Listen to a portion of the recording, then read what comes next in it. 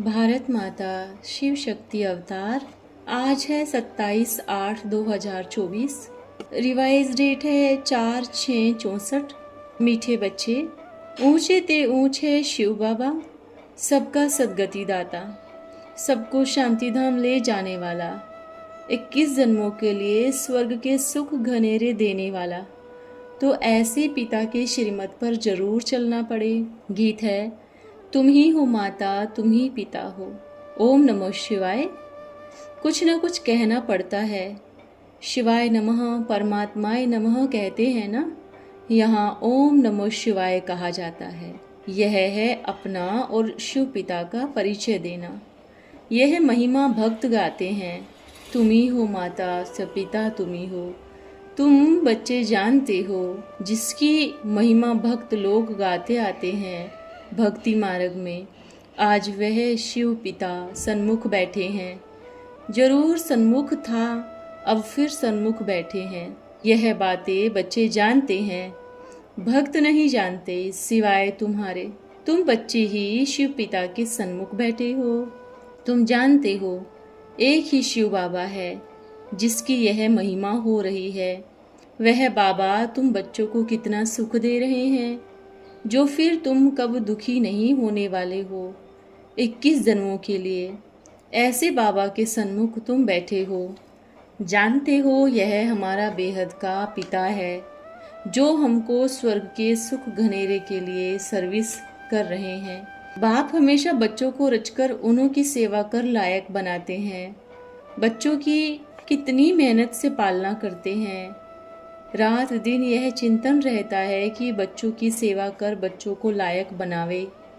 जैसे कि बच्चों के गुलाम बन जाते हैं, तो वह है हद की अपनी रचना के गुलाम।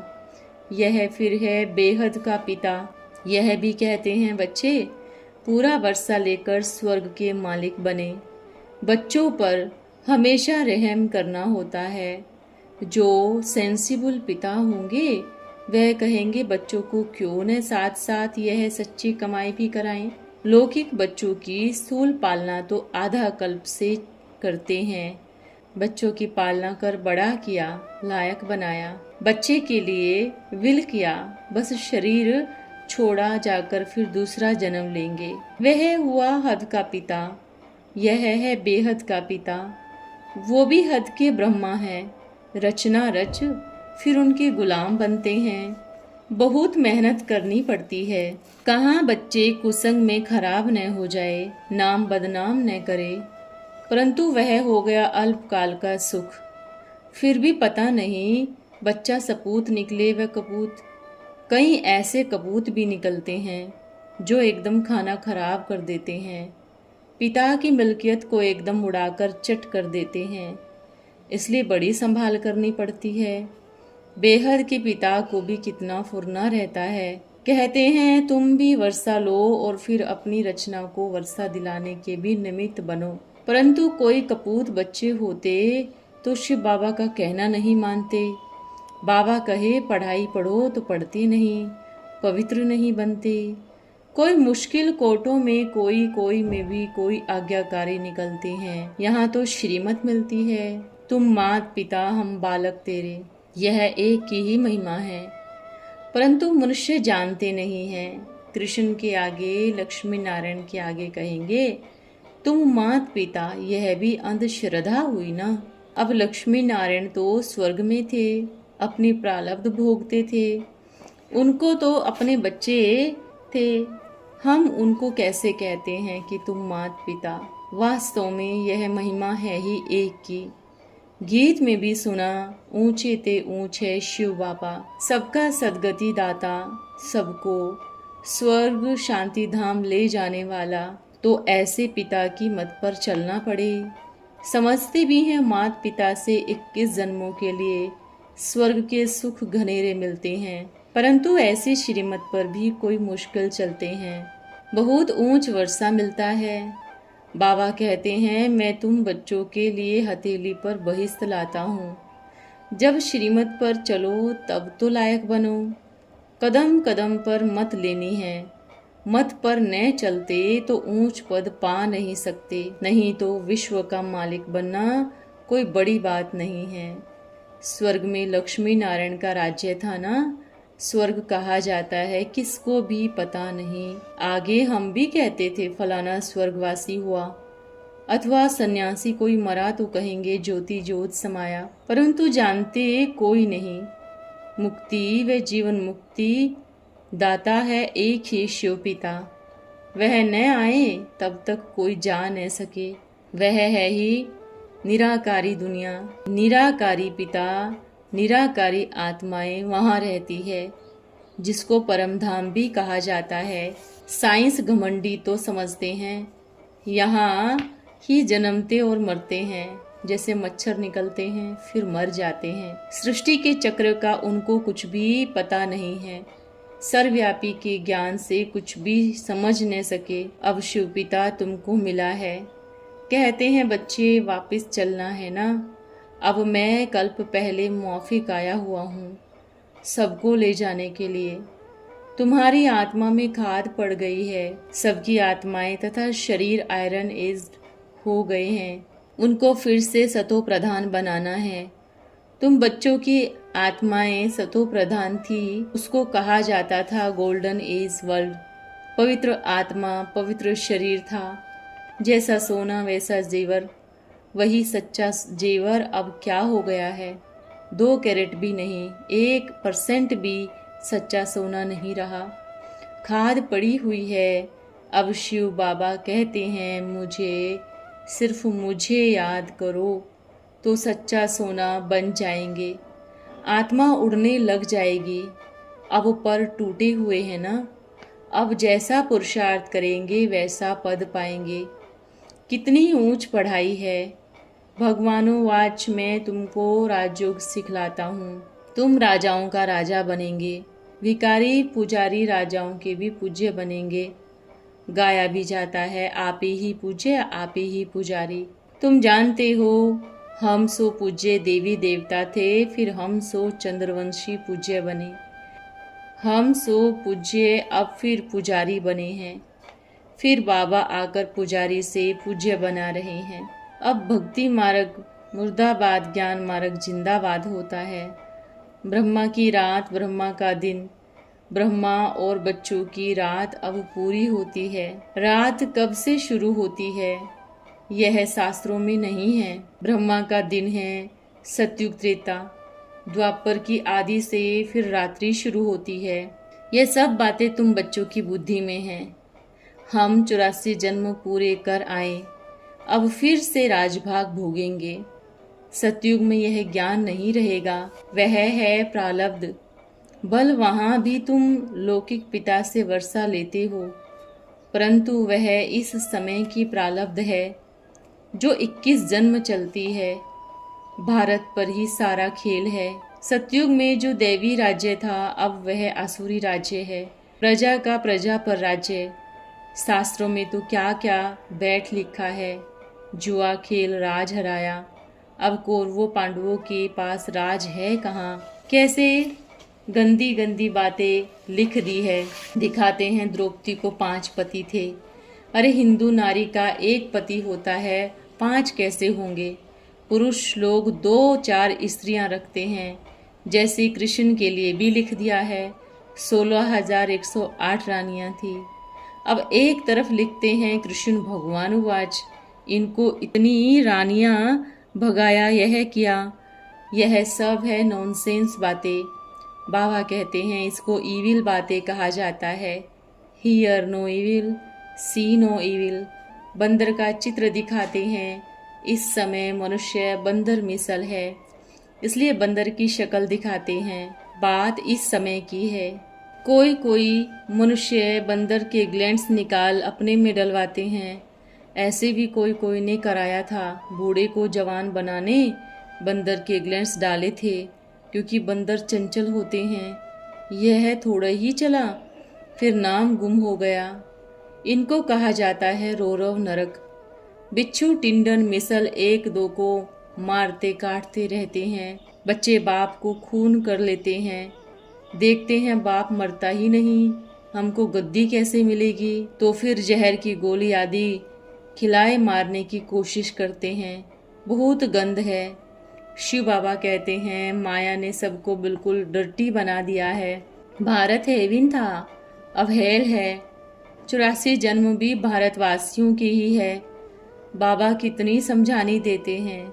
कहते हैं I am your most obedient father, servant, teacher, servant, Guru, servant. मैं अब आया हुआ हूँ। पंडे लोग यात्रियों के सर्वेंट होते हैं, रास्ता बताने वाले।